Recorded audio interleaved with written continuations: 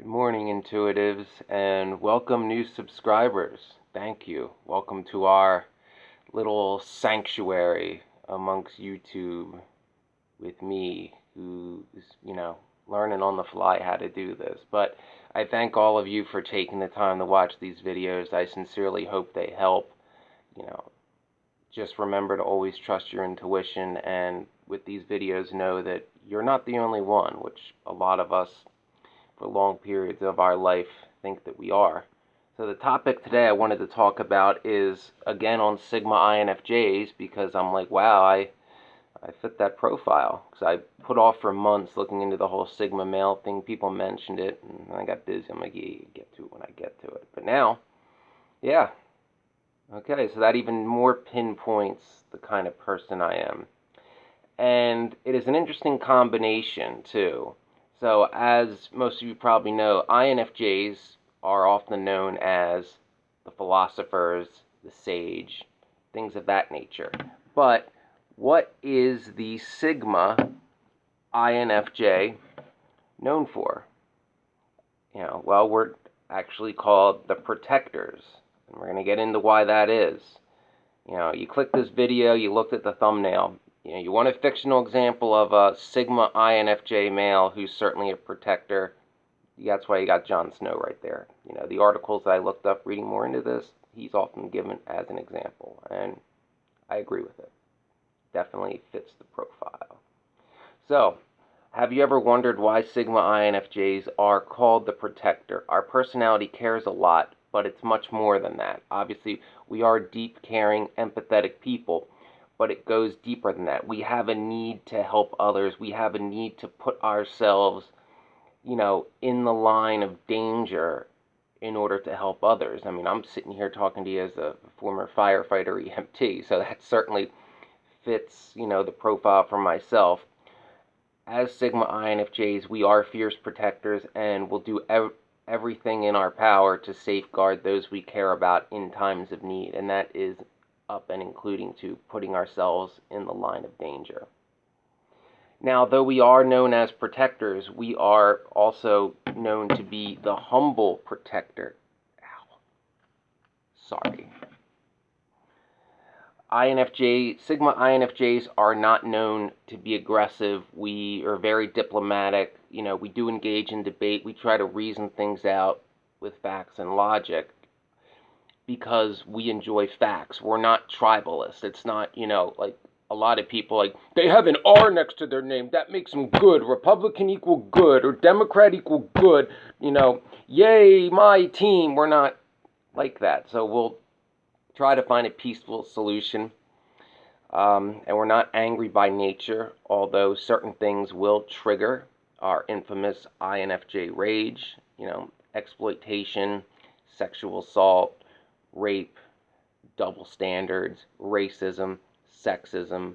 We are all about equality, so those kind of things will a lot of times, trigger our Spitfire INFJ rants. If you're unfamiliar with what those look like, I did a video about it, and to give you a reference, Emilia Clarke's Daenerys Targaryen rants, that character as well as an INFJ, and having been going on such rants since the 90s, I can say, though I know nothing about acting, that, yeah, Emilia Clarke nailed it. That's what INFJ rage looks like.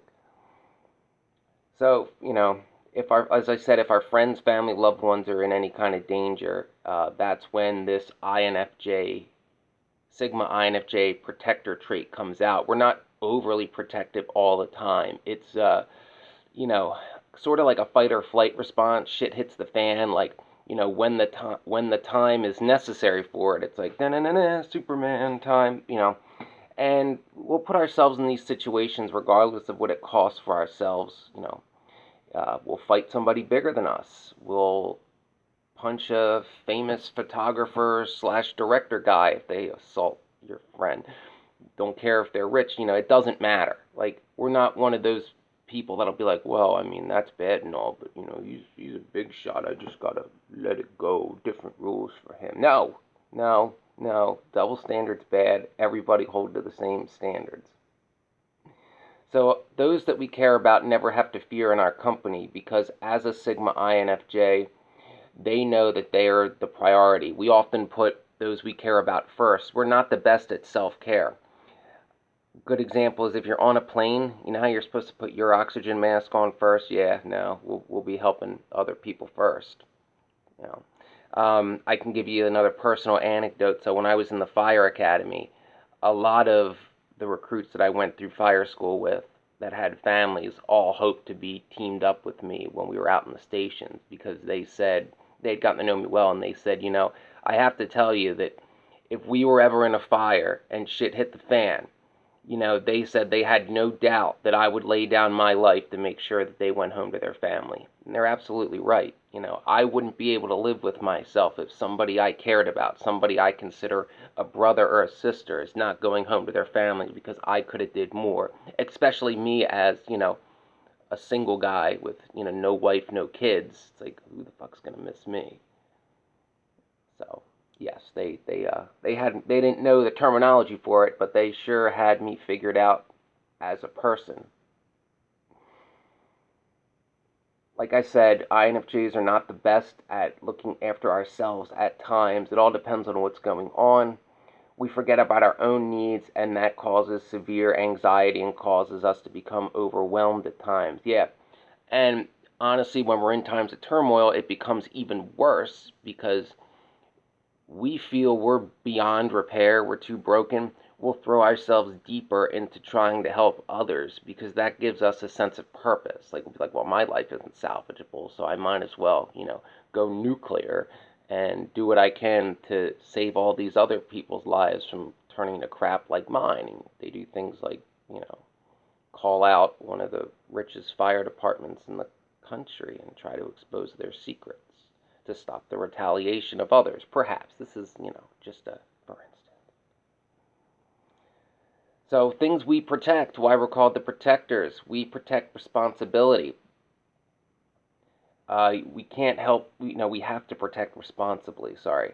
We can't help somebody if we're too overwhelmed, too stressed out, too broken. We owe it to ourselves to rest. Even superheroes, in the movies need to recharge. Even Jon Snow himself had to recharge from time to time and needed other people to help him.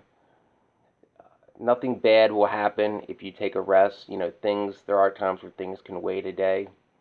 Again, you get that a lot in the fire service too. Sigma INFJs, we do have a bit of hero complex where not only do we have to be in the group of people putting ourselves in the line of danger, we have to be like on the front lines of it. We have to be stronger, faster, work harder than everybody because if we're not outdoing them, we feel like we're not doing enough. And though we're not very competitive by nature, in respect to helping others, we kind of are.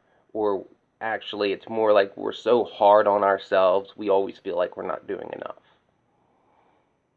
So we have to be responsible, we have to know we are not responsible for what others do. And this is something that is a challenge for us protectors.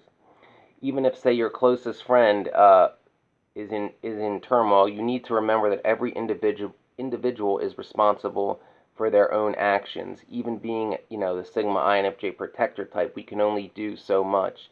It is not our job to save everybody, but bloody hell, we're going to try. So, in these types of situations, understand, yeah, the people that are being like exploited, taken advantage of, feel they can't say no. Yes, 100% of the time, stand up for them. But be wary of those that continuously to make the same mistake over and over again, that aren't learning from it and are never standing up for themselves, because in a lot of cases they have embraced the victim complex and will continuously expect somebody else to bail them out. Again, you have to use your intuition for what situation you're in, and the latter of that is not most of the time, although that is something you'll see in certain people with cluster B disorders, especially, particularly histrionic personality disorder. They will take advantage of your protective nature, and they like being a victim. That gives them narcissistic supply. So you must be wary of those like that. So, there are limits you must cross. Oh, yes, boundaries. Boundaries, another thing that can send us off into a rage. It's never easy to see a loved one getting hurt for a Sigma INFJ. This is the worst kind of pain imaginable, especially if it's the woman you love, I've learned from experience. But even so, know that there are certain limits you can't cross. Never hurt anyone else, no matter how upset you are, and don't allow yourself to be engulfed by rage. Remind your heart and mind that your uniqueness lies in the fact that you are an advocate of peace. So, sorry, I couldn't read my writing there for a second. Remember, you know, and I talk about this in my rage video, make sure your rage is justified. There are times where INFJ rage is totally justified and actually righteous anger and a proper response. But you have to know the difference of when that is. Like, an example, if you're out at a bar with friends and some drunk ex-boyfriend, grabs your friend by the boob, she pushes him, he punches her in the face, and then you tackle him to the ground. Yes, that is an acceptable display of INFJ rage. That prick had that coming, and in my opinion, in that specific scenario, violence was a justifiable response. But you have to know that for yourself. You can't rely on somebody else trying to figure out what your justifiable anger response is, if it indeed is justified. So, INFJ protectors were also known as the peaceful warrior. This is because our greatest strength as a Sigma INFJ protector comes not just from our desire to put others before ourselves, but in the fact that we will go above and beyond for them and face every kind of danger, be it emotional, social, physical, any kind of danger. Yeah, a Sigma INFJ male is like definitely the kind of guy that if a gunman comes in somewhere, they're going to like step in front of the woman they love and take the bullet. And well, that's not how I got shot, but I can say getting shot really hurts a lot. Remember that you're not alone. This is very important for all Sigma males and all INFJs, as well as Sigma females and female INFJs, because there's just not many of us. Maybe there are people who will never understand what drives us, how we think, what makes us the people we are. But, remember that there are others just like you. And also remember there are other types of people similar to you that not only understand where you're coming from, but appreciate those attributes in us and, are very happy to find one. Because as Sigma INFJs, we're like the thylacine. We're almost mythical. People think we're long gone, but we have, little relic populations here and there. But it's rare enough that combination together, Sigma and INFJ, people think we don't exist or we're, some relic of a bygone era relegated to the pages of fiction. So, as Sigma INFJs, like I said, we're protective of those we care about.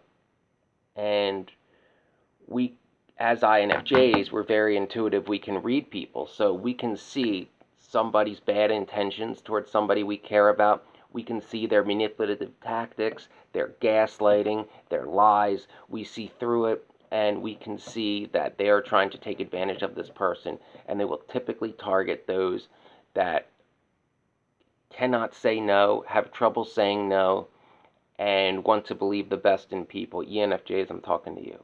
So, we can see through people and usually can't be fooled and aren't impressed by bravado and smugness and all that. So we'll try to warn that person. Best thing to do in this case is, especially if it's another intuitive type like an ENFJ or an ENFP, try to kickstart their NI. Try to get them to see what you see. They have strong intuition too. It's not as strong as ours, but nobody's is. So try to get them to see what you see. Explain it in detail. Try to wake them up. do not resort to rage right off the bat. Because it is possible, while we are usually right about people, we read people very well, we're not always right, so it is possible you get it wrong. Or it's also, this is rare, but it is possible that somebody's pretending to be the cocky douchebag narcissist type because they think that's cool and they think that's what people want to see. That was true, especially in the mid 2000s. But I think now the cat's out of the bag for people like that, luckily, and the masks are being ripped off. So understand, your protective nature by some people is appreciative. Remember to not be overprotective, but know when to step in, know when somebody's being taken advantage of, and for whatever reason, they cannot stand up for themselves. That's when you intervene. That person will appreciate you intervening basically forever. Classic example would be, if this is, I've been in this situation. If some guy is in some way manipulating a female friend of yours and she has trouble saying no in general, or because of the person's status or who they're friends with, and she can't say no, but she starts crying and this guy's still not leaving her alone, yeah, that's when you step in, without a doubt. Especially if you know this person, like she's trying to get away from him, and for whatever reason she can't just say no and walk away. That would be a point where you step in. Do not be overprotective with people. Sometimes people have to make their own mistakes, or they have to go down the road of making a mistake enough for them to see what you see. You have to use your intuition when it's time to step in. Like I said, we can't save the world. We're not supermen, but we do strive to ensure that people are not taken advantage of, exploited, that people are treated equally, and that abusers are exposed for who they are. And as Sigma INFJ protectors, remember, exposing an abuser for who they are, ripping that mask off, and having the world see them for who they really are is far more powerful than just hauling off and hitting them with a right hook. I mean, yeah, there's times where you're going to have to do that, probably. More so in your younger days, like, in your university days. But exposing that person for who they are so they can't hide anymore, so there won't be a next victim, because everybody can see them for what they are, is an extremely powerful and valuable service for us Sigma INFJ protectors to do. I hope this gave some insight into why Sigma INFJs are called the protectors. Remember, and this goes for male and females too, by the way, remember in these situations to always trust your intuition, and don't sell out your integrity letting somebody get abused just because the person who's doing the abusing is a big shot. Please like and subscribe, help the channel grow. Share this video with whoever you want, wherever you want, and I'll see you next time.